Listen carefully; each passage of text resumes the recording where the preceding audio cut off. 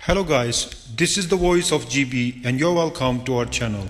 Guys آج ہم بات کرنے لگے ہیں کہ اگر انڈیا اور پاکستان میں نیوکلیئر وار چھڑ جاتی ہے یا پھر دنیا کی کسی بھی ملک میں کوئی نیوکلیئر وار ہیڈ ڈراپ کرتا ہے تو اس کے کیا اثرات مرتب ہوں گے، کتنے لوگ فوراً مر سکتے ہیں یا پھر صدیوں تک کرۂ ارض پر اس کے کیا اثرات مرتب ہوں گے۔ ایک اندازے کے مطابق اس وقت دنیا میں ٹوٹل 14,500 نیوکلیئر ویپنز موجود ہیں۔ ان کا تقریباً 93% رشیا اور امریکہ کے پاس موجود ہے۔ 6,850 نیوکلیئر ویپنز کے ساتھ رشیا سر فہرست ہے۔ اس کے بعد امریکہ کے پاس 6,450 نیوکلیئر ویپنز موجود ہیں۔ باقی کے 7% France, China, UK، Pakistan, India, Israel اور نارتھ کوریا کے پاس موجود ہیں۔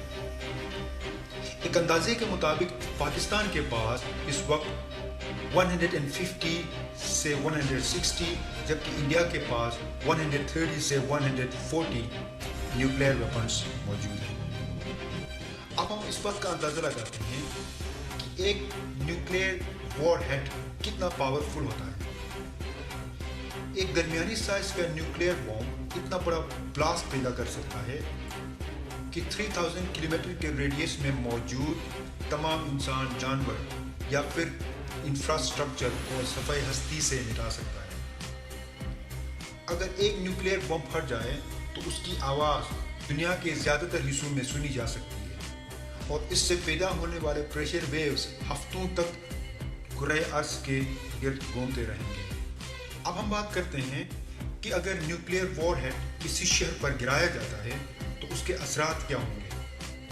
ہم یہاں دو طرح کے اثرات کی بات کرتے ہیں، ایک ہے امیڈیٹ ایفیکٹس، اس کے فوری اثرات، اور دوسرا ہے لانگ لاسٹنگ ایفیکٹس یعنی اس کے دورس اثرات۔ ہم شروع کرتے ہیں اس کے فوری اثرات سے۔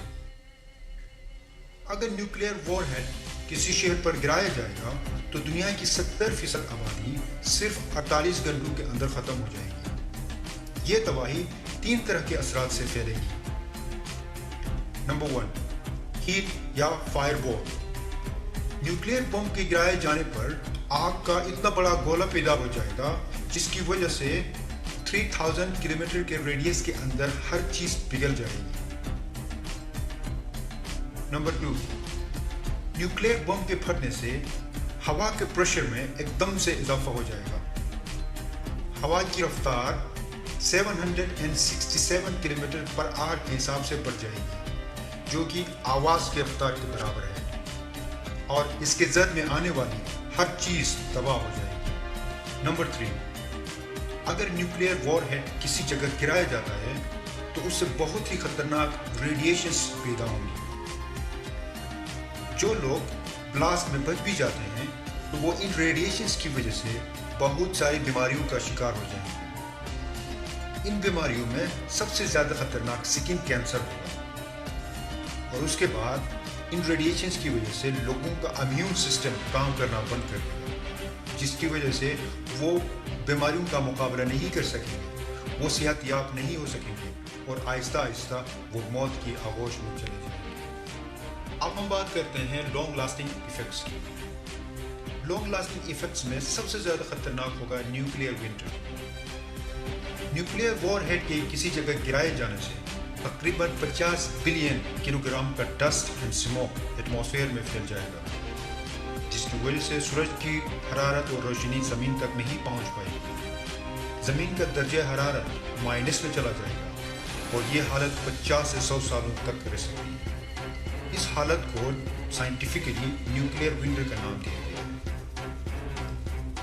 اس نیوکلیئر ونٹر کی وجہ سے زمین میں کوئی فصل پیدا نہیں ہوگی اور دنیا کی بچی کچی آبادی بھوک اور افلاس سے مر جائے گی۔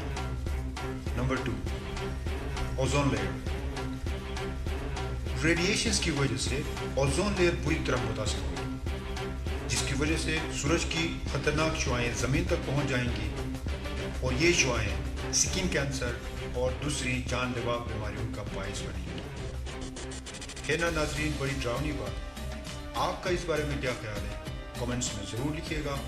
ہم اپنی اگلی ویڈیو میں نیوکلیئر وار کے دوران احتیاطی تدابیر پر بات کریں گے. Thank you. Please hit the like button, subscribe to our channel. Thank you.